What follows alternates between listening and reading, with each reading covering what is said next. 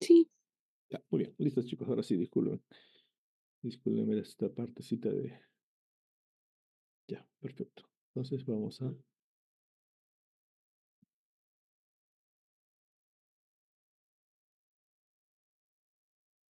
Listo, muy bien. Entonces vamos a empezar con la clase, ¿no? De la parte fisiológica, que es la parte la parte de la pubertad, ¿no? La parte puberal y de adolescencia de toda paciente, obviamente, cuando ingresa, pues, ¿no? Ya a madurar, cuando empieza a madurar el sistema nervioso central y empieza ya a producir las hormonas que van a producir los cambios tanto emocionales, físicos, ¿no? Y químicos, hormonales, en la parte del organismo del adolescente, hombre o mujer. Entonces vamos a ver que ya vieron la parte ya embriológica, imagino, ¿no? La parte de cómo es que se forma, ¿no? Los órganos los genitales femeninos, masculinos, ¿no? La presencia del conducto de Müller, ¿no? Del seno urogenital, la conformación de todos los órganos internos muy importantes y de acuerdo a ello, obviamente, el producto de una falta en la cronología del desarrollo de estos tipos, de estos, estructuras embriológicas, van a producirse las alteraciones o malformaciones del aparato genital femenino y obviamente masculino. Ok, entonces vamos a ver que en, en la parte de uterina, ¿no? Para empezar, vamos a ver que la niña, ¿no? Recién nacida, va a conformar también con estructuras internas femeninas, pero en un modo silente, ¿no? Dormidas. No están en un estado de pausa, como se puede decir, hasta que madure el sistema nervioso central y comienza a producirse, pues, el eje, ¿no? Que ya muy bien lo saben, que es el eje hipotálamo, hipófisis, ovario, y su acción con el endometrio y con la respectiva menstruación. Entonces vamos a tener que un útero, pues, de una niña, obviamente es un útero tubular, cilíndrico, donde la conformación prácticamente del cuello, ¿no? Y del cuerpo prácticamente va a ser un tercio de cuerpo y dos tercios de cuello. Hay diferencia, ¿no? De una adolescente que ya está entrando a la parte de la pubertad, ¿no? Donde la relación se invierte, donde ya lo que es cilíndrico, tubular, se hace piriforme, donde la relación cuerpo viene a ser dos tercios de cuerpo y un tercio de cervix, ¿no? Entonces, esta es la relación prácticamente cuando ya se conforma embriológicamente la estructura del útero en una niña y conforme va este, eh, estimulándose con las hormonas, se va convirtiendo en una forma piriforme con la relación que le estoy diciendo, dos tercios uno, y con respecto a cuello, a cuerpo y cuello. Muy bien. Entonces, en la etapa de la pubertad y de adolescencia, vamos a ver que son términos estrechamente relacionados, por lo que a menudo se usan como sinónimos, ¿no? Para referirse a esta etapa importante de la vida, que es una etapa de transición entre la niñez y la vida adulta. Entonces vamos a ver que en la pubertad vamos a entender como un fenómeno biológico a través del cual el cuerpo experimenta una serie de transformaciones sexuales que permiten la procreación. En cambio, la adolescencia deriva de la pubertad, ya que es la respuesta psíquica y social originada por los cambios corporales, ¿no? Entonces, mira, vamos a ver esas diferencias, aunque algunos lo toman como sinónimos, pero no son sinónimos. Entonces, vamos a ver que la adolescencia es el periodo de transición, como le mencionaba, en el cual, ¿no? El niño o niña se transforma en un individuo maduro en sus aspectos físico, sexual, psicológico y social, ¿no? Donde viene ya parte de prácticamente la interrelación, ¿no? Entre las personas. Y la pubertad viene a ser los aspectos biológicos. Los aspectos biológicos son los cambios, ¿no? Físicos, ¿no? La aparición de caracteres sexuales secundarios, ¿no? El crecimiento o lo que le llaman el estirón puberal y la capacidad, obviamente, reproductiva de la parte femenina y la parte masculina. Entonces, mira, vamos a ver estos cambios físicos. Va a haber una preparación para la madurez sexual en la reproducción, tanto en la producción de ovocitos como de espermatozoides. Va a haber una madurez psicológica y una madurez emocional, ¿no? Ese en conjunto, obviamente, vamos a ver lo que es la pubertad y la adolescencia. Entonces, como les mencionaba, el aspecto fisiológico de la adolescencia y la pubertad, eso que ya lo han visto en lo que lo van a ver en lo que es ciclo menstrual, el famoso eje, ¿no? Hipotálamo, hipófisis y órgano blanco, que en este caso viene a ser el ovario, en el caso de la mujer, y el testículo en el caso del varón. Entonces, estos cambios puberales son productos de la acción hormonal del eje hipotálamo-hipófisis al liberar la hormona liberadora de gonadotrofinas. Esta estimula la síntesis y liberación de LH y FSH, es decir, el hipotálamo produce la hormona liberadora, se va a la hipófisis anterior, donde va a liberar la hormona luteinizante y la hormona folículo estimulante, las cuales a su vez van a determinar el aumento en la secreción de esteroides sexuales por las gónadas. Si es una gónada más femenina, va a producir lo que es estrógenos, ¿sí? Y progesterona. Y si es una hormona, es una gónada masculina, va a producir la testosterona, ¿sí? Entonces, esa es la relación, lo que es el eje hipotálamo, hipófisis, órgano blanco, en este caso ovario en la parte femenina y testículo en la parte masculina. Muy bien. Entonces vamos a ver que los agonistas de la hormona liberadora, de esta hormona liberadora de gonadotrofinas, ¿no? Son los medicamentos que reducen la cantidad de testosterona producido por los testículos o producido por el ovario. En este caso, los estrógenos en los ovarios y la testosterona en los testículos. Entonces vamos a ver que la hormona luteinizante, ¿no? Que es la hormona luteoestimulante o lutotropina, es una hormona gonadotrópica de naturaleza glicoproteica que al igual que la hormona folículo estimulante, que la FSH, es producida por el lóbulo anterior de la hipófisis o la pituitaria también que se llama. ¿Sí? Saben que tienen una producción en la parte anterior del lóbulo. En el hombre es la hormona que regula la secreción de testosterona, actuando sobre las células de Leydig en los testículos. Y en la mujer controla la maduración de los folículos, la ovulación, la iniciación del cuerpo lúteo y la secreción de progesterona. La hormona luteinizante estimula la ovulación femenina y la producción de testosterona masculina. Entonces, miren qué tan importante es esta hormona, ¿no? Luteinizante para la parte de la producción de, ¿no? Actividad, ¿no? Hormonal reproductiva, tanto en la parte femenina como en la parte masculina. Entonces, estos mecanismos, obviamente, en el hipotálamo va a ser el órgano liberador de gonadotropinas y de muchas otras hormonas más. En este caso vamos a hablar de hormona liberadora de gonadotropinas, que la GNRH va a estimular la hipófisis anterior, va a producir las hormonas gonadotrópicas como la hormona luteinizante y la hormona folículo estimulante, LHS, FSH, y va al órgano blanco, que vienen a ser las gónadas, ¿no? Las cuales van a producir hormonas sexuales que van directamente a la sangre, ¿no? Tanto la testosterona, estrógenos y progesterona, ¿no? Estimulando así, ¿no? Para sean, pues, obviamente, maduros los órganos reproductivos. Entonces, ¿cuáles son las influencias de estas hormonas? Tanto la testosterona, tanto los estrógenos como la progesterona. Vamos a ver que la testosterona, ¿no? Va a influir bastante en lo que es el deseo sexual, la irritabilidad y agresividad y la dominancia, ¿no? Por eso que en la adolescente los varones tienen cierta aserción en esa parte, ¿no? Los estrógenos va a haber también influir en la parte, ¿no? Con respecto a la inestabilidad emocional, síntomas depresivos, ¿no? Síntomas emocionales, y la parte de la progesterona en la creación de vínculos afectivos, ¿no?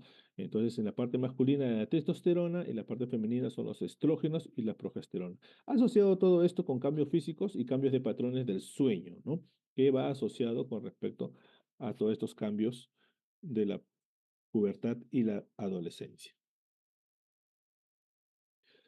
Entonces vamos a ver qué cambios físicos vamos a tener. Vamos a tener características sexuales primarias que se dan desde el nacimiento por la presencia de las gónadas, ovario, ¿no? En la cual van a madurar ovocitos, ¿no? En la pubertad. Y en la parte masculina, los testículos, en la cual van a producir los espermatozoides. Y dentro de los caracteres sexuales secundarios, se van a dar en la pubertad, y son cambios que se distinguen a hombres y mujeres en varios aspectos, ¿no? En las niñas a partir de 11 a 12 años y en niños de 13 a 14 años. Pero en estos últimos consensos ya hablamos prácticamente del último Congreso Mundial de Ginecología Infanto-Juvenil, se llegó a un consenso con respecto a lo que es la menarca o menarquia, ¿no? O el primer inicio de la menstruación, ¿no? Siendo normal a partir de los 8 años. Así es. Entonces, miren cómo ha ido evolucionando. Antes se decía normal que era a los 14 años, después se dijo que era normal a los 12 años, bajó a los 11, después a los 10, y después a los 9 y ahora es 8 años. Entonces, ¿cuál ha sido la presentación o cuál ha sido la respuesta, ¿no? Con respecto a este consenso? ¿Por qué se llegó a esa conclusión? ¿Por qué? Porque ya ahora tenemos muchos estímulos externos, muchos factores externos, tanto en la parte social, de internet, televisión, publicaciones, periódicos, revistas. Entonces encuentran más información, ¿no? Y más sobre todo en ciudades, ¿no? En ciudades que están urbanas, ¿no? Más que en las rurales. En las rurales de repente quizás por la distancia, lejanía, falta de electricidad y falta de repente quizás de estos equipos electrónicos como el Internet, de repente quizás la maduración del cerebro, ¿no? Es un poco más lenta que en la parte rural, en la parte urbana. Es por eso que ya se madura rápido el eje hipotálamo hipófisis, ¿no? Se madura el sistema nervioso y obviamente este, eh, ya se considera, obviamente, que una menstruación normal, ¿no? Ya es a partir de los 8 años. Obviamente que preevaluación para descartar, ¿no? Lo que es la telarca prematura, la menarquia precoz, ¿no? Lo que es que lo vamos a hablar en la parte ya más adelante. Entonces vamos a ver que estos sistemas reproductores, ¿no? Crece, madura el sistema reproductor gracias a las hormonas sexuales, ¿no? Masculinas y o femeninas, ¿no? En la cual, en la parte femenina, vamos a ver que la producción de ovocitos, recuerden, en la parte masculina, en la producción de células sexuales llamadas espermatozoides, ¿no? Los ovocitos estimulados por la FSH y la LH y los espermatozoides estimulados por la testosterona. Entonces, el sistema reproductor femenino, obviamente ya muy conocido, simplemente vamos a repasarlo, está conformado por órganos, ¿sí? Y estructuras que van a conformar el aparato genital femenino, en la cual le vamos a tener, pues, ¿no? Los ovarios, las cuales son las gónadas femeninas, ¿no? Que van a ser aptas y estimuladas por lo que son los estrógenos y la progesterona, producto del estímulo de la hipófisis, de la FSH-LH, producto del estímulo del hipotálamo, que es la hormona liberadora de GnRH. Entonces, estas gónadas que son blanco nacaradas de forma ovoidea, ¿no? Son los encargados de producir las hormonas sexuales, ¿no? Y hacer crecer y madurar los ovocitos. Muy bien. Y tenemos también el conducto, ¿no? En la cual obviamente va a realizar la captación ¿no? Y transporte del ovocito, ¿no? Va a ser las trompas de falopio o las trompas uterinas, ¿no? En las cuales van a tener, pues, son conductos, ¿no? Que se conecta con el ovario, con el cuerpo del útero, ¿no? Y va a producir, pues, el transporte cuando se produzca, pues, la fecundación de este ovocito, ¿no? Entonces, y esta trompa va a estar conformada, obviamente, por estructuras en la cual tiene, pues, la parte fímbrica, ¿no? La parte ampular, la parte ísmica y la parte cornual, que es la unión con el útero, ¿no? Tenemos el cuerpo uterino, que es una estructura fibromuscular en forma de pera invertida, ¿no? En forma de pera invertida, en la cual, pues, ¿no? Conformado por una estructura que es una serosa, la parte externa, una parte miometrial, que es la parte muscular, y una parte endometrial, que es la parte glandular interna, en la cual va a ser estimulada por los estrógenos y progesterona para su crecimiento y para su descamación y producirse la menstruación. Así tenemos un conducto que es un conducto, ¿no?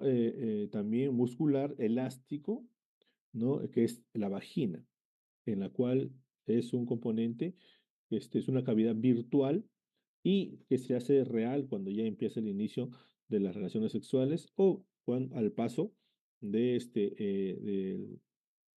del producto, ¿no? Por la cavidad vaginal, ¿no? En la hora del parto. Y la parte vulvar, que es la parte externa, ¿sí? Que está conformado por los labios mayores, labios menores, el introito vaginal, el himen, que es la parte más externa de la parte genital femenina.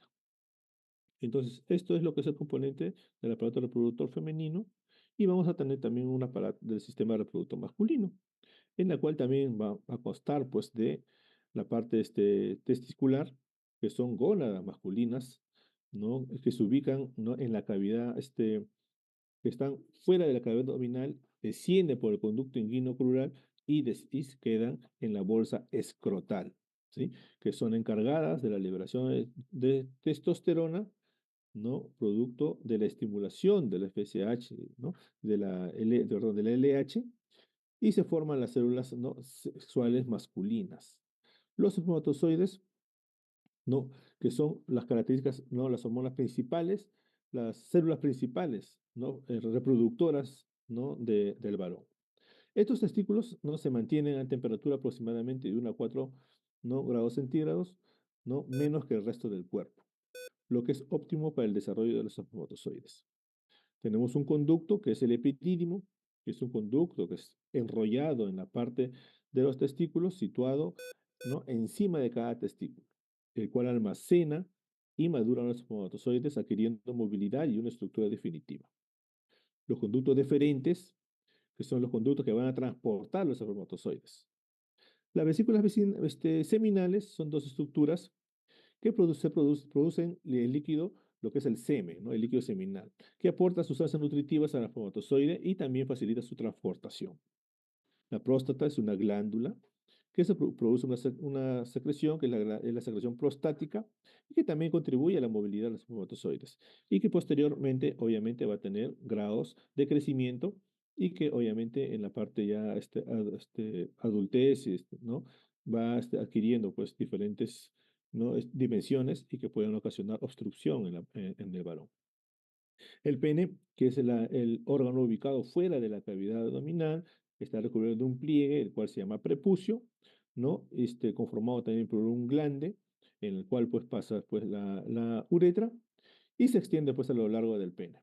Conduce y expulsa pues la micción, la orina, y también, obviamente, el semen conformado por todo lo que es los espermatozoides, el líquido seminal, el líquido prostático, ¿no? Y para como un medio de conducto, ¿no? De eyección.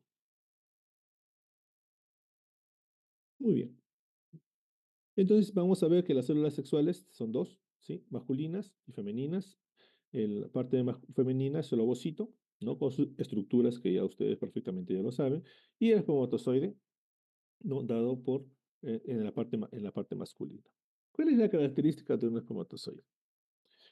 Vamos a ver que el espermatozoide tiene una característica de forma alargada, es 500 veces más pequeño que el ovocito, posee una cola que le ayuda a la movilización. El proceso de formación de los espermatozoides comienza con la pubertad y termina con la muerte, o sea, se produce todo, hay producción de espermatozoides, y puede desplazarse y llegar al ovocito para fecundar, ¿no? En el tercio externo de la trompa. ¿Y cuál es la característica del ovocito? Es esférica, es 500 veces más grande que el espermatozoide, se forma en el ovario, ¿no? En un futuro posterior, cuando es fecundado, forma el embrión, ¿no? Es transportado por la trompa de falopio, ¿no? En el proceso de formación de los ovocitos comienza antes de nacer, se forman antes de nacer y maduran durante la pubertad, es decir, en la maduración del eje hipotálamo hipófisis. El ovocito se libera, es decir, sale del ovario hacia la trompa de falopio captada por las fimbrias, ¿no? Y este, obviamente que en la trompa de falopio espera la llegada del espermatozoide. Si no hay una fecundación, obviamente el ovocito no muere inmediatamente. Los caracteres sexuales secundarios que se pueden presentar en la mujer y en el hombre, vamos a ver que en la mujer va a haber un aumento de la estatura, va a haber una aparición de los caracteres secundarios, ¿no? Desarrollo de las mamas, aparición del vello en el pubis y las axilas, Cambio en la voz, se hace más aguda la voz de la parte femenina, mayor desarrollo de los genitales, acumulación de grasa en la cadera y muslos, y también va a la aparición de acné. En los hombres también va a haber un aumento de la estatura, ensanchamiento de los hombros, aumento de la masa muscular, aparición del vello de la cara, pubis y axilas, cambio de la voz, se hace más grave, mayor desarrollo de los genitales y también va a haber aparición del acné. Esta tablita, que es la evaluación del desarrollo de puberal, ¿no? Que es la escala de Tanner, es muy importante porque para nosotros los ginecobstetras y los que hacemos prácticamente niñas y adolescentes, nos vamos a valorar lo que es el estadio y desarrollo, ¿no? De la parte mamaria y la parte del pubis, siendo directamente para nosotros más importante el desarrollo de las mamas, ¿no? Porque recuerden que la telarquia, o es decir, la aparición de las mamas, precede a la menarquia, ¿sí? Entonces, antes de que exista menstruación, va a haber primero una aparición de lo que es las mamas.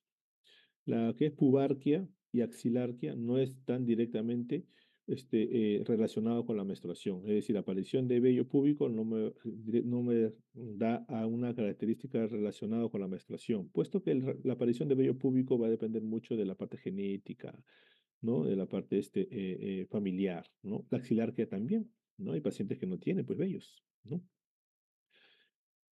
¿No? Entonces vamos a ver que el estadio Tanner para nosotros, ¿no? Es muy importante. Entonces vamos a ver un estadio 1 de Tanner, ¿sí? O lo que se llama M1 también le ponemos nosotros, M1, ¿no? Que es mamas, Tanner está M1, ¿no? Que son las mamas infantiles.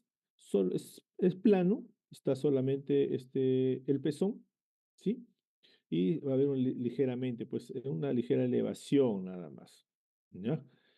Entonces, el M2, que es estadio 2 de Tanner, va a haber un brote mamario, las areolas y el pezón sobresalen como un cono, ¿no? Esto indica la existencia de un tejido glandular subyacente, ¿no? Y aumento del diámetro de las areolas, ¿ya? Entonces, este brote mamario en las areolas, el estadio 2, ya viene a ser lo que llaman el botón mamario, ¿sí? Entonces este botón mamario, obviamente, ya me indica ese crecimiento, ¿no? En forma de una alberja, una pequeña, como un maicito, ¿no? Que a veces se presenta con cierto dolor y puede ser unilateral o bilateral y es causa de consulta externa, ¿no? Y asusta pues a los padres. Los padres lo llevan porque encuentran un tumorcito, dicen un tumor en la mama. Y cuando vemos a la paciente, hacemos la anamnesis, paciente de 10 años, con la aparición pues de un pequeño botoncito, ¿no? Como un botoncito, como un maicito, que puede causar dolor o no, unilateral o bilateral. Entonces, esto es la presencia, ¿no? Del botón mamario y me indica que ya está despertando, ¿no? La maduración del sistema nervioso está despertando la parte,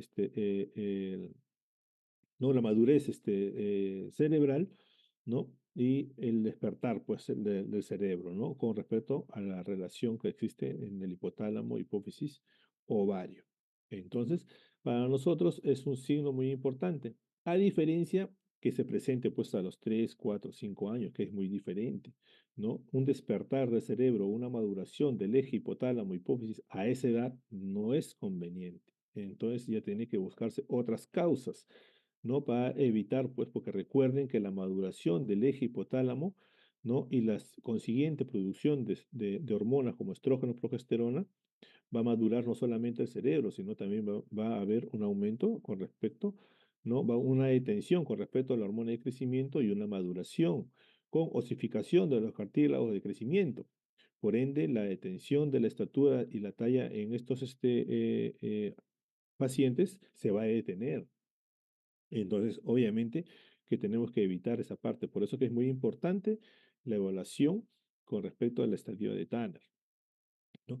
El estadio, el SM3 o el estadio 3, ¿no? Continúa con un crecimiento de elevación de la mama y una areola en el mismo plano. Prácticamente el estadio 3 de la mama es como si fuera una mama adulta, pero chiquita, ¿sí? El estadio 3 es la mama como una adulta, pero pequeñita, así, muy pequeña, ¿ya? Simétrica, pequeña, ¿no? Y un poquito difícil a veces de detectarlo cuando son gorditas, ¿no? Pero cuando son delgaditas, sí, pero cuando son gorditas a veces se confunde con su rollito, y hay que tener bastante cuidado en esa parte. El M4, el estadio 4, es la mama de lo que le dicen de doble contorno. Es como si fuera esos panes con yema, con su yemita arriba, doble contorno. Tiene una base amplia y arriba tiene otra pequeña mama chiquita, ¿no? Es como si fuera a ver, un ejemplo, un aro de grueso, ¿no? Un pancito de 5 centímetros de diámetro y arriba otro pancito de 3 centímetros de diámetro, así, lo que le llaman la mama de doble contorno, ¿ya? Y el M5 es la mama adulta, ¿sí? La mama ya desarrollada, adulta, grande, simétrica, ¿no? Y va a depender también mucho de los caracteres, ¿no? De la parte familiar, genética. Entonces, miren, recuerden, y estos chicos van a hacer pregunta de examen, estadio de Tanner, ¿no? Recuerden que ya cuando está en estadio ya 2 ya obviamente ya se quiere decir que en el transcurso del año, ¿no? O próximamente se va a presentar la menarquia, ¿sí? En cambio, el vello pubiano no es muy relacionado, ¿sí? Va a depender mucho de la parte constitucional genética del paciente, ¿no? Como le digo, hay pacientes que a veces no tienen vello. Y en la parte del desarrollo genital, masculino no tiene mucha relación, simplemente también va a depender mucho de las características genéticas, obviamente, porque el pene va a tener diferentes características, ¿no? Y tamaño, dependiendo, pues, ¿no? Como las características que se presentan, ¿no? Pero y esta, pues, también tiene su estadio de Tanner, donde vamos a ver la aparición, sobre todo, ¿no? Del vello pubiano y agrandamiento, pues, en este caso, de lo que es el testículo, ¿no? El escroto, ¿no? Y el agrandamiento, pues, del pene, ¿no? Pero es muy variable. Muy bien. Entonces, chicos, esto es la parte de lo que es adolescencia, ¿sí? Vamos a ver la parte ahora de lo que es la parte patológica, ¿sí? Ok. A ver, chicos, un ratito. Me avisan si es que no lo ven. Ok, vamos a ver acá. ¿Dónde estás? Acá estás. Muy bien. ¿Ven la presentación, chicos? Sí lo ven. Trastorno de la pubertad, ¿sí? Sí, doctor. Sí, doctor, Perfecto. sí. Ok, listo, Sí, chicos. doctor, Ok. sí, sí. Ok, entonces vamos a ver lo que es, ya vieron la parte ya prácticamente fisiológica, normal, que es algo sencillo, no es nada del otro mundo, eso ¿no? Está en todos los textos, así que no hay mucho.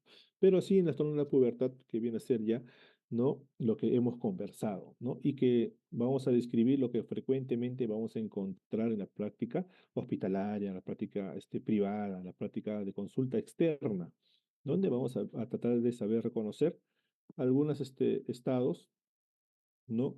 O trastornos que se puedan presentar, pues, tanto en la parte femenina, mayormente en la parte femenina y también en la parte masculina, ¿no? Y vamos a ver qué son los trastornos de la pubertad con respecto a lo que es la pubertad precoz. También vamos a ver lo que es someramente lo que es una pubertad retrasada, ¿no? Que no es muy, ¿no? Que es también parte importante, ¿no? De todo este fenómeno, pues, biológico, ¿no? Entonces, miren, vamos a ver la precocidad sexual, ¿sí? Y en la precocidad sexual, obviamente, vamos a ver una aparición de las características sexuales secundarias antes de los 8 años, ¿sí? ¿No? Y en las niñas y en los 9 años en los niños. Aunque la concepción con respecto a los niños, hay alguna literatura que dice antes de los 12 años, ¿no? Pero en la parte de los congresos a veces se habla más de la parte femenina y muy poco de la parte masculina. A veces no tiene mucha traducción, salvo que sea muy grosera. Pero en las niñas recuerden que es antes ya de los 8 años, cualquier tipo de aparición de caracteres sexuales secundarios hay que hacer un tratamiento multidisciplinario, no solamente con el ginecólogo, sino con el endocrinólogo. Así es. ¿Ya? Y ya y en conjunto, obviamente se le va a pedir una serie de exámenes para valorar exactamente lo que es su edad, ¿no? Ósea, su edad, cronológica de este tipo de pacientes, ¿no? Muy bien. Precocidad sexual. Y vamos a tener acá, precocidad sexual, vamos a ver uno, la que es la pubertad precoz. Vamos a tener la pseudo pubertad precoz y unas variantes incompletas, ¿no? Lo que a veces vemos, lo que es la telarca o telarquía prematura, la pubarquia o la adrenarquia prematura, la menarquia prematura y la ginecomastia puberal, ¿no? Que generalmente es por el estímulo externo, ¿no? Así es. Entonces, esta parte, y también vamos a tener aquí, ¿no?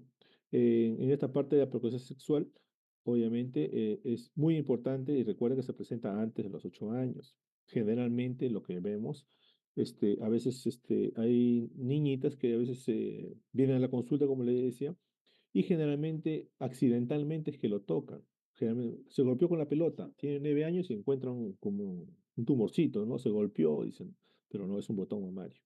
Pero a veces a las niñitas ven, ¿no? No se dan cuenta de las mamas, una niña de 3 años, 4 añitos, no se dan cuenta. Pero sí cuando ya tienen pequeños, a veces llegan a tener pequeños sangraditos como menstruación.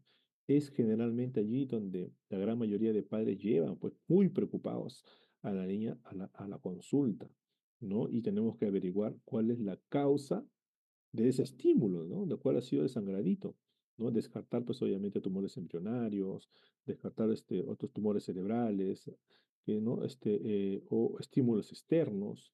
Hay niñitas, pues, a veces llegan, con sangrado y a veces no sabemos qué ha sido, ¿no? Y al final la mamá trae su blister de anticonceptivos, donde como es dulce, la niñita a veces se lo toma, se lo come todo y produce ¿no? Una alteración, pues, ¿no? Prácticamente exógena la que se ha tomado, pero suele pasar, ¿no? Así es. Entonces, repito, chicos, pregunta también es esto.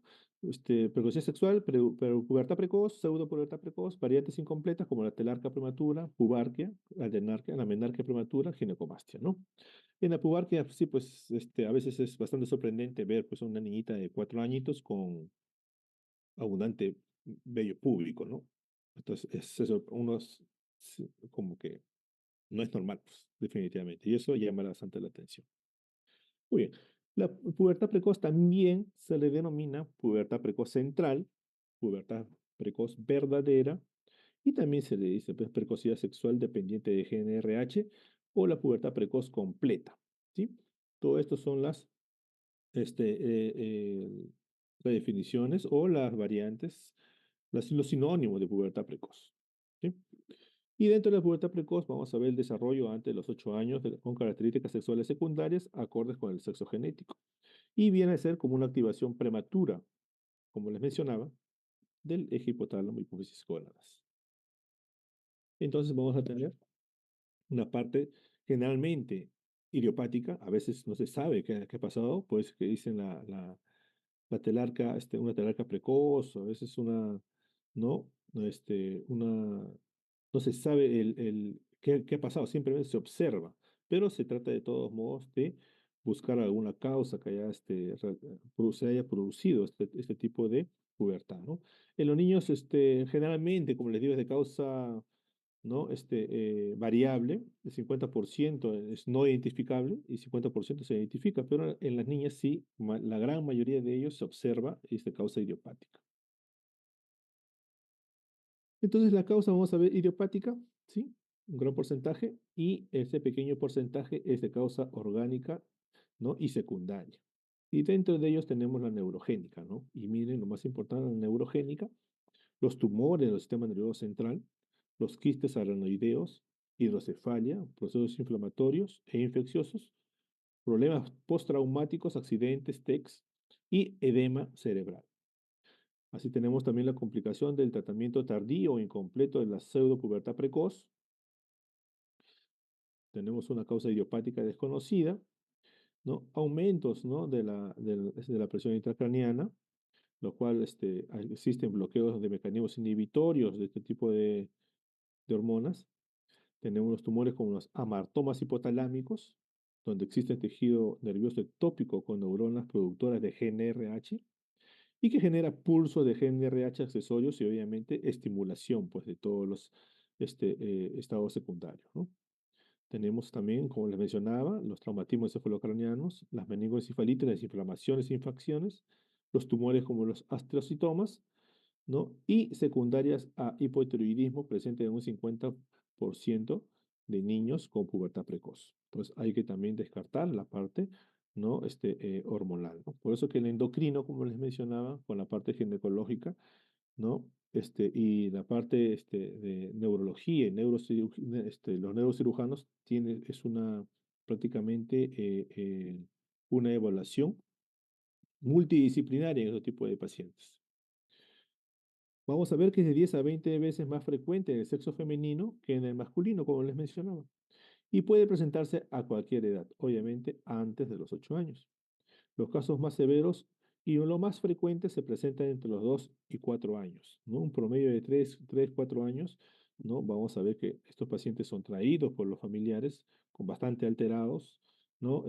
Para la evaluación de este tipo de pacientes.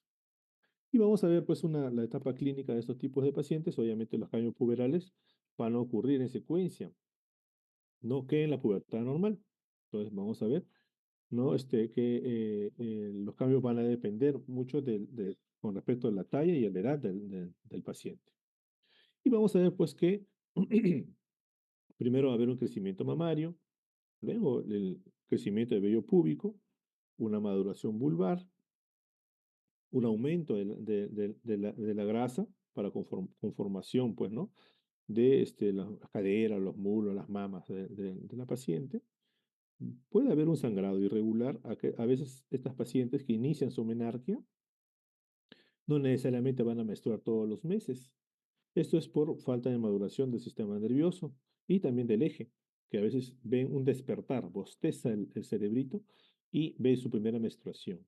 Al menos esa menstruación o esa menarquia para nosotros es muy importante, porque eso nos indica que tiene, obviamente, que hay producción, hay una relación con respecto al estímulo del ovario, con respecto al endometrio, y hay un conducto de salida de la vagina a la vulva, a la parte genital externa, y se produce el sangradito. Al menos ya descarto muchas cosas con eso, como agenesia de vagina, himen imperforado, alteraciones müllerianas con respecto a la formación del útero. Entonces, miren cómo ese despertar, ese pequeño sangradito, ese sangrado irregular que se puede llamar, ¿no? Ya para nosotros nos traduce muchas cosas.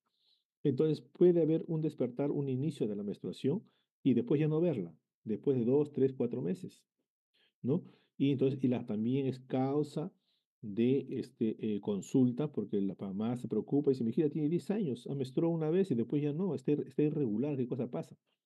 Y a veces lo llevan al médico general, ¿no? O al ginecólogo por desconocimiento y le da hormonas, le da anticonceptivos. Entonces, miren, si ese cerebrito está recién madurando, y simplemente ha bostezado, un despertar y se ha vuelto a dormir, obviamente para mí significa, como les digo, que no hay ni una malformación y que todavía tiene chance esa paciente de todavía desarrollar, crecer, estirarse. Pero si yo comienzo a darle, si por desconocimiento le doy hormonas anticonceptivas, obviamente voy a madurar, voy a forzar, voy a despertar ese cerebro. Y obviamente también voy a elevar mi hormona de crecimiento y voy a hacer madurar mi cartílago de crecimiento. Entonces, miren cómo es muy importante que estos pacientes se debe tener una traducción adecuada de cómo es su maduración no cerebral y del eje hipotálamo hipófisis. En tanto, estos sangrados irregulares vía vaginal, ¿no? De la paciente son normales hasta los 2 a 3 años. Si me dice, primera vez menstruó a los 10 años y ya tiene 15 años, sigue irregular, eso ya no es normal. Pero si tiene 11, 12, 13 años, todavía se puede considerar normal hasta que obviamente madure perfectamente el sistema nervioso central o el eje.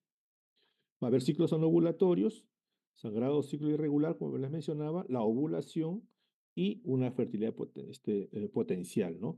Ojo, estos tipos de pacientes que ya iniciaron una menarquia, ¿no? Y que todavía pues tiene ciclos anovulatorios, va a haber momentos en que ovula, no ovula, tiene sangrado irregular, obviamente eso no quiere decir que no pueda ser fértil, son fértiles. El hecho que ya no vea una regla o simplemente está todavía inmaduro el sistema nervioso central, eso no quiere decir que no pueda tener una fertilidad potencial, son fértiles, hay que tener mucho cuidado. Y en la etapa clínica masculina, obviamente es mucho más fácil, va a haber crecimiento testicular bilateral, pigmentación y agrandamiento del escroto, vello púbico, aumento de volumen de masa muscular, ¿sí? Aumento de volumen del testículo, va a haber vello corporal, facial, bigote, barba, patillas, ¿no? El adolescente ya de 12, 13, 14 años, despierta con erecciones frecuentes o simplemente está durmiendo y está erecto, ¿no? Eso es normal, es la parte hormonal, los picos de hormonas, ¿no? Y a veces el adolescente está erecto toda la noche, ¿no? Y a veces uno se despierta y ve pues a su hijo ahí erecto. Entonces, eso es normal, ¿no? Y obviamente con la maduración pues del eje y la producción de testosterona, están pues obviamente fértiles con la producción de espermatozoides. Entonces, en la etapa clínica, vamos a ver, va a haber un incremento normal en la velocidad de crecimiento, ¿sí? A un inicio va a haber, pues, esta es mi hijita, es un poquito más alta que todas, va, dicen, a un inicio, pues después se detiene, queda ahí. O sea, está en primer grado y es más grande que todas. Pues después pasa a tercer grado, cuarto grado y ya se quedó ahí, no creció más. Entonces, es una etapa, ¿no? Una valoración con respecto a lo que es la velocidad de crecimiento, es que un inicio es rápido y después se detiene. Asimismo, va a haber problemas emocionales, obviamente, en esos tipos de pacientes, ¿no? Emocionales y de conductas leves. Va a haber, en un inicio, hay vergüenza e inseguridad, ¿no? Va a haber talla alta, va a haber crecimiento mamario, y de por sí las pacientes, pues obviamente, cuando son muy en esta parte, sobre todo la parte femenina, a veces hay pacientes que sí, recién están iniciando la menarquia, pero tienen buen volumen de mamas y a veces ellas usan polos anchos, caminan pues encorvadas, ¿no? Pues, hay cierta vergüenza, ¿no? Pero ya cuando comienzan a madurar, 15, 16 años, ¿no? Se invierte esa inseguridad. Va a haber ansiedad y depresión, no exhiben incremento de la sexualidad, es decir, se ocultan, son sujetos de abuso sexual porque obviamente la ven bastante proporcionadas y pueden llamar la atención, y la función sexual y reproductiva en la adulta no se altera. El diagnóstico es muy importante, ¿no? El interrogatorio debe ser completo, la anamnesis debe ser amplia, debe haber datos perinatales, cómo nació, agarbajo, hipoxias, ¿no? Que puede traducir, ¿no? Ciertas patologías, ¿no? Cuál fue el de edad de inicio de la pubertad en la familia, los antecedentes familiares, muy importante, y si ha habido tratamiento, pues, con estos pacientes, ¿no? Medicamentos exógenos, ¿no? La exploración física, talla, peso es muy importante, la velocidad de crecimiento, el IMC es importante, y la maduración sexual con respecto al estadio de Tanner. Recuerden, chicos, estadio de Tanner, ¿sí? Botón mamario, M2, ¿sí? El hipotiroidismo poco severo, ¿no? O de larga duración, y las tumoraciones abdominales o pélvicas.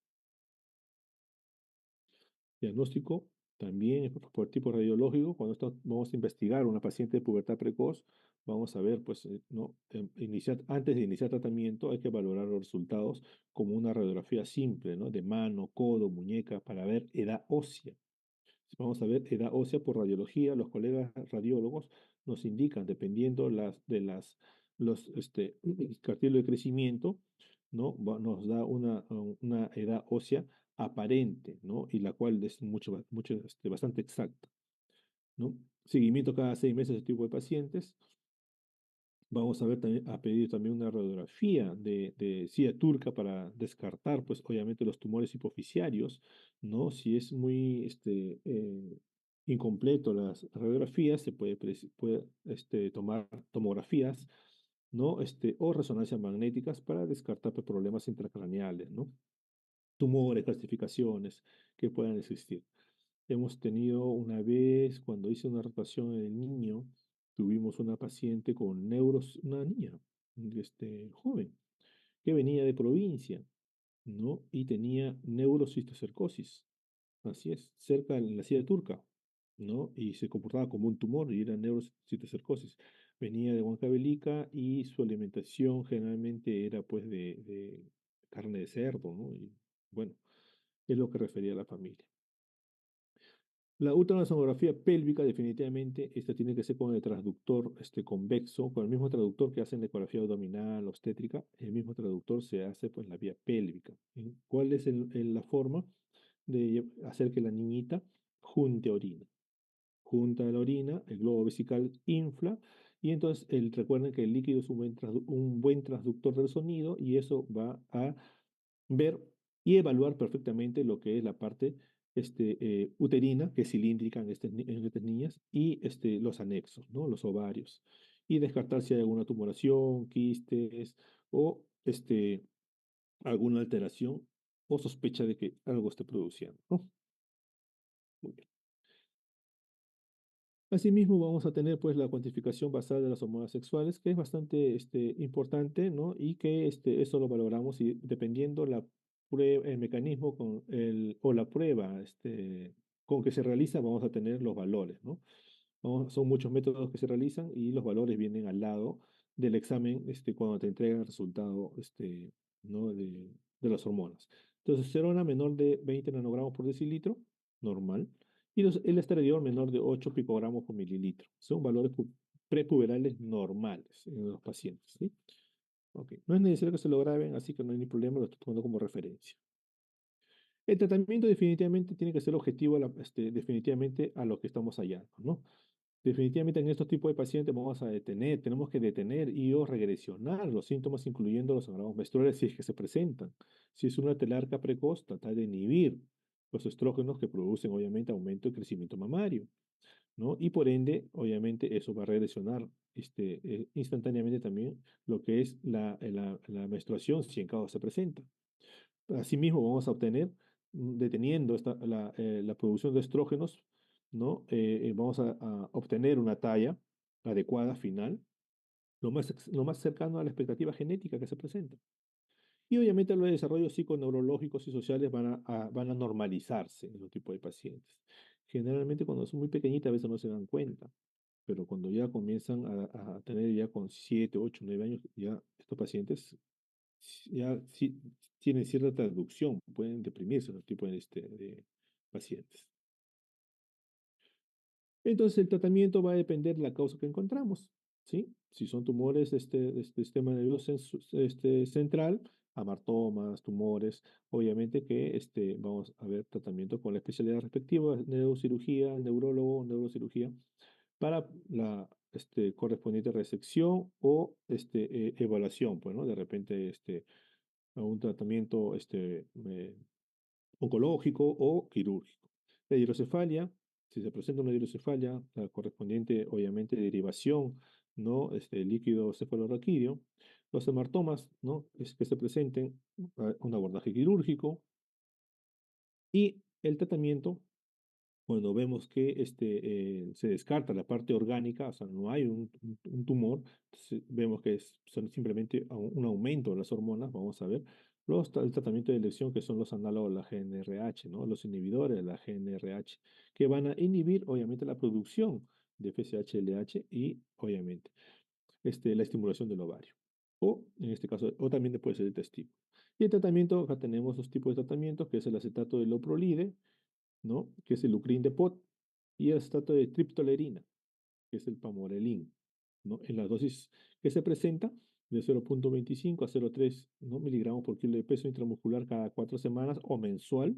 Ahora existen unos chips pequeños que sean mensuales, ¿no? Y el acetato de triptolerina, que es de 3,75 miligramos de aplicación mensual, ¿no? Y tenemos también una aplicación trimestral, ¿no? De aplicación trimestral. Y generalmente también estos tipos de medicamentos también damos para lo que es las neoplasias de próstata, en varones, ¿sí? Pero también los damos estos tipos de medicamentos.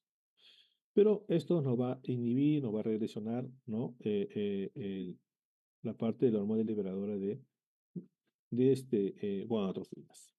Muy bien.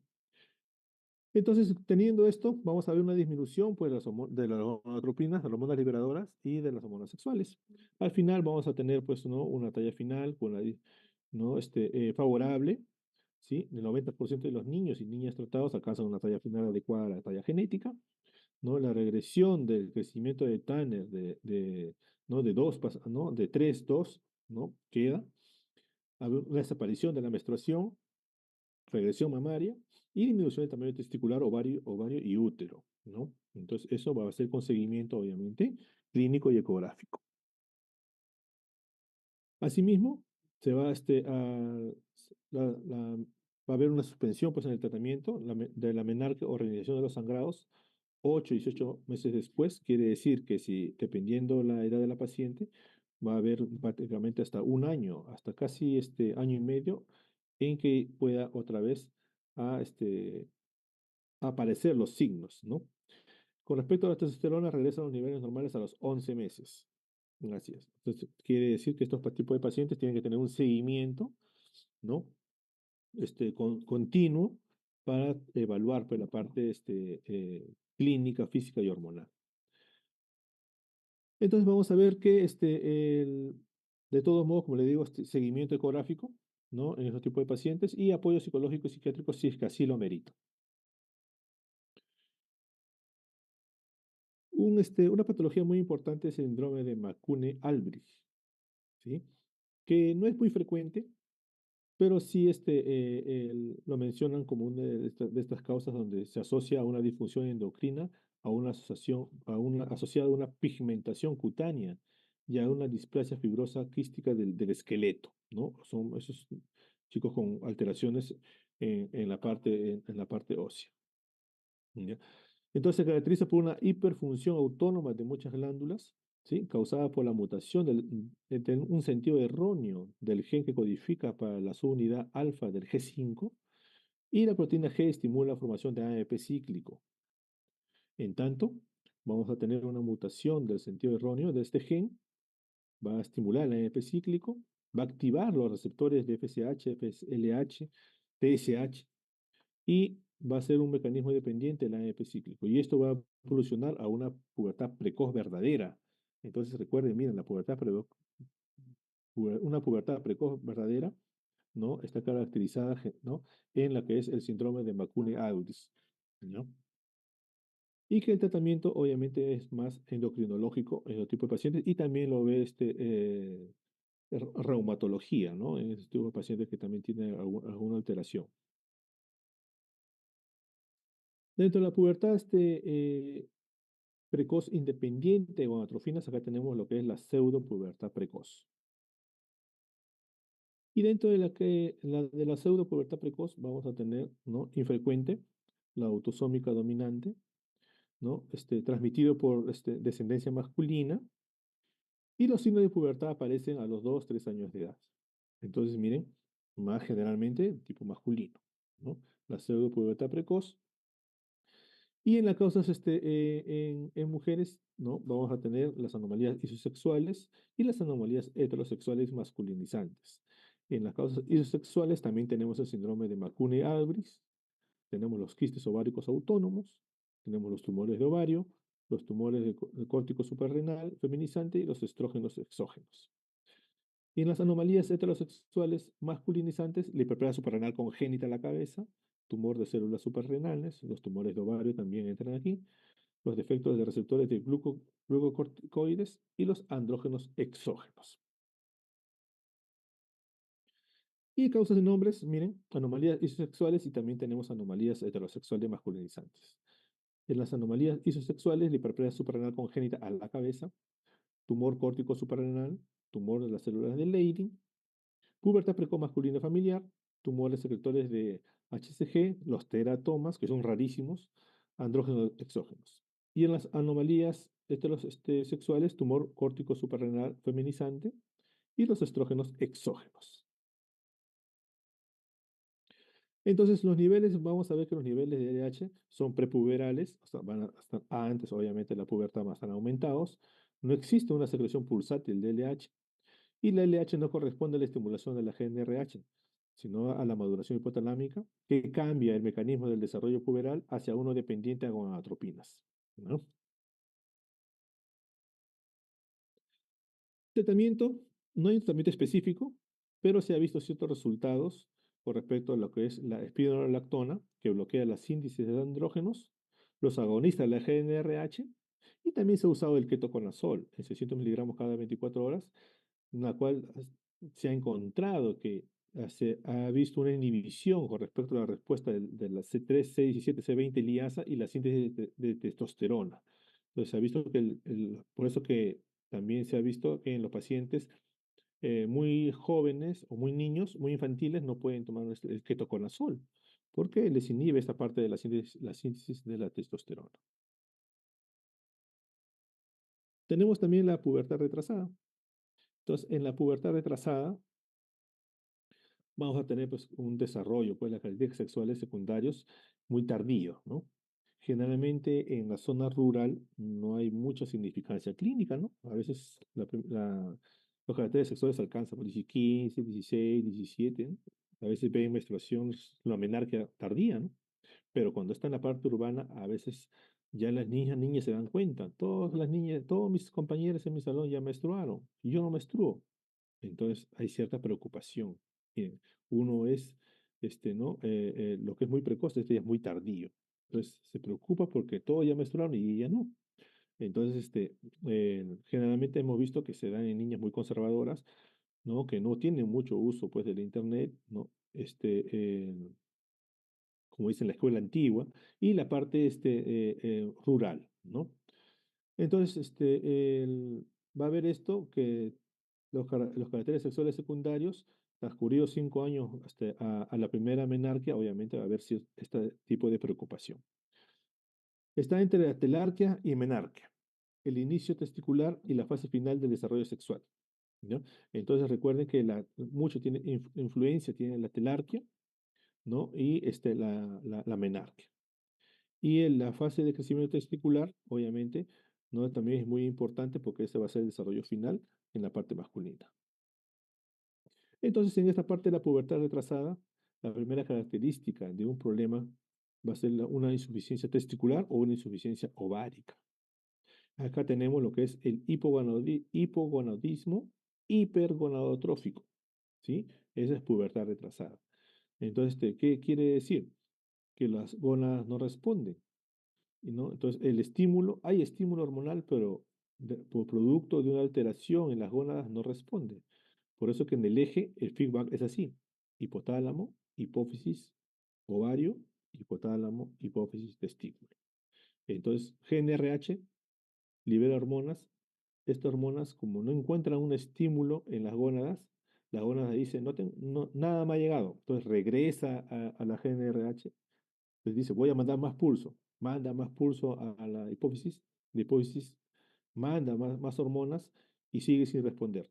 Por eso se llama hipogonadismo hipergonadotrófico, ¿sí? No hay respuesta de las gónadas. Entonces, cuando hay un problema a nivel hipotalámico o hipofisiario, hipogonadismo hipogonadotrófico, o sea, no hay respuesta ni arriba ni abajo.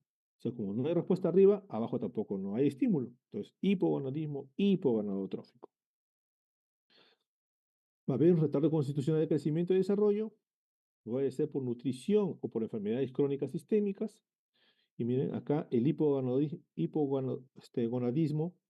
hipergonadotrófico representativo, Turner, ¿no? Muy importante, dije el X0, digenesia gonadal, Klinefelter, síndrome de Noonan, síndrome de regresión testicular y la insensibilidad androgénica. El hipogonadismo hipogonadotrófico, síndrome de Kalman, es el que cursa con anosmia, síndrome de Padre-Willi, síndrome de Lawrence-Monville-Dem, ¿no? Hipoplasia hipofisiaria hipotalámica, lesiones destructivas del sistema nervioso central y lesiones infiltrativas del sistema nervioso central, ¿no? Eso. Y también tenemos, ¿no? Una miscelánea de todo ello. Pero lo más importante, ¿no? Y es del hipogonadismo, hipergonadotrófico, es el síndrome de Turner, y de los más representantes del hipogonadismo hipogonadotrófico, el síndrome de Kalman, de Prader y el síndrome de Lawrence. aparte de las partes infiltrativas, destructivas del sistema nervioso, ¿no? Y cada una de estas condiciones que determinan, pues obviamente la pubertad retrasada pueden tener fisiopatogenia peculiar y al mismo tiempo manifestaciones clínicas secundarias muy diferentes. Vamos a tener también el retardo constitucional de crecimiento y desarrollo, una variante normal de crecimiento. No se retrasa más de 16 años en la mujer, 18 años en el varón. Va a haber una deficiencia parcial transitoria de la GNRH, que se normaliza a los 2 o 3 años de edad, generando esto, una entrada a la adolescencia en etapa tardía. O sea, va a haber un retardo de crecimiento de este tipo de pacientes. Asimismo, va a haber un retraso de la maduración esquelética, ¿no? Una edad ósea disminuida con respecto a su edad y una pubertad que se inicia de manera no es normal cuando se estimula pues, con estrógenos no orales. 11,5, 12,5 años promedio, 13 a 14 años promedio. La hipótesis es que en el hipotálamo tiene una sensibilidad mayor a la retroalimentación negativa de las hormonas sexuales de las gónadas y su duración prolongada.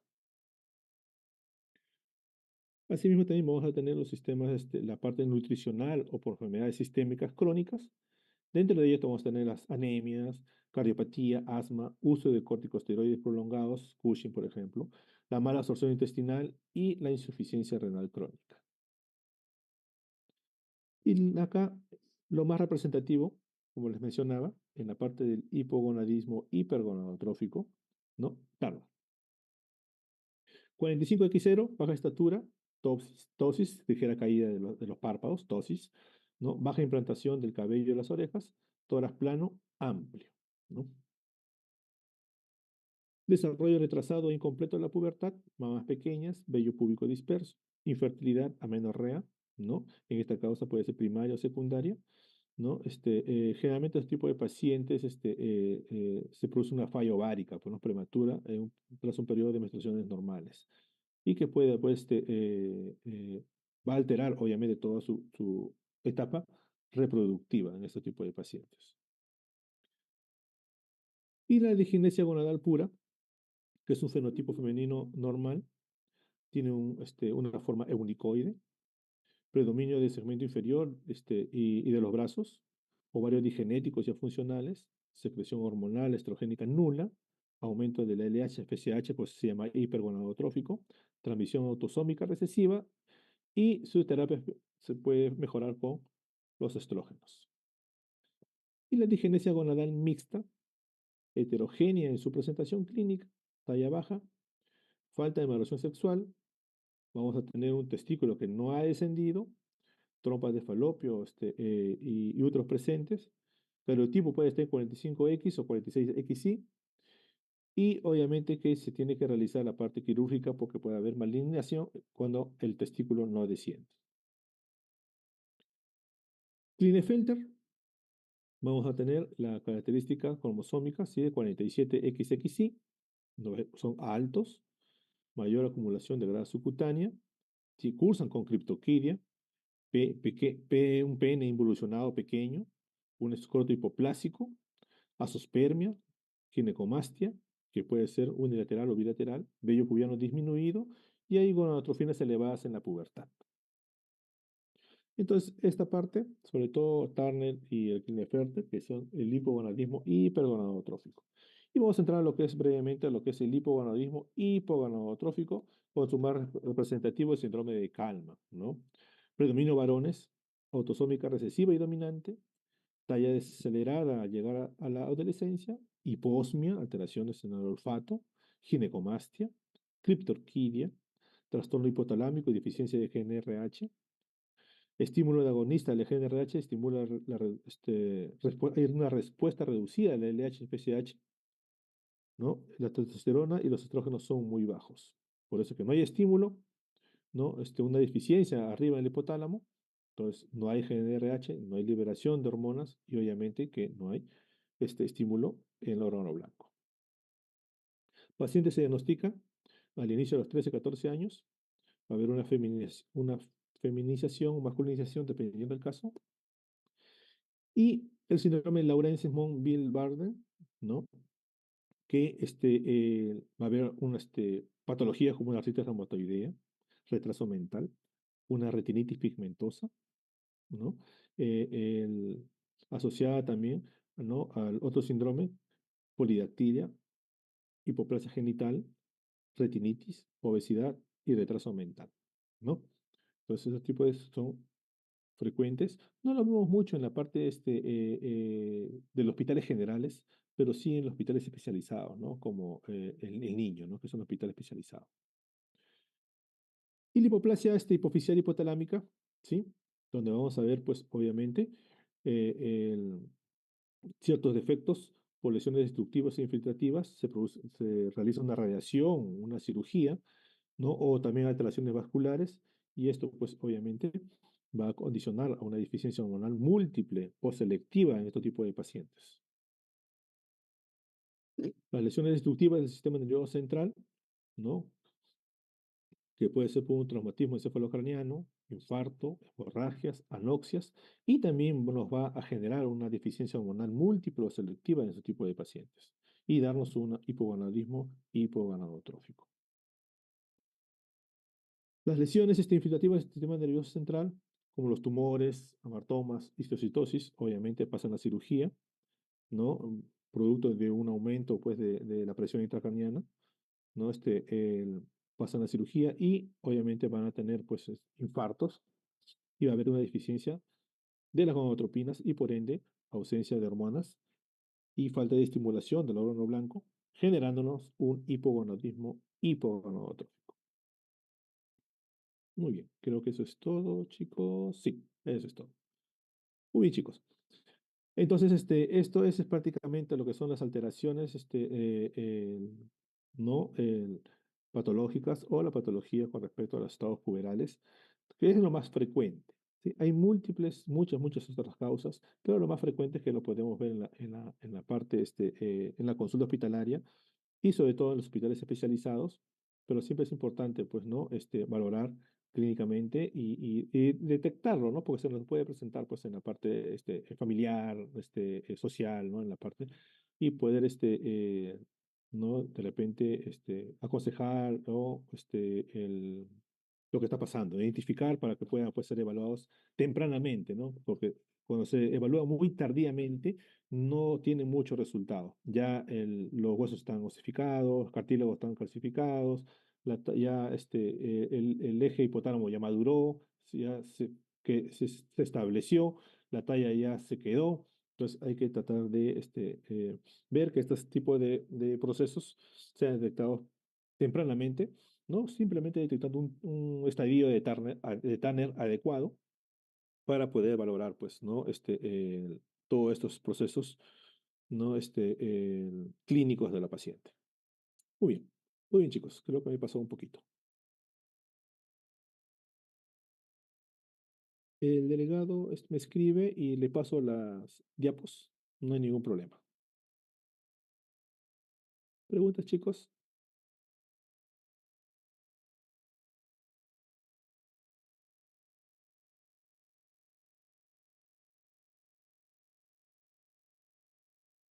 Muy bien, chicos. Ok, entonces no paso lista, quedamos así.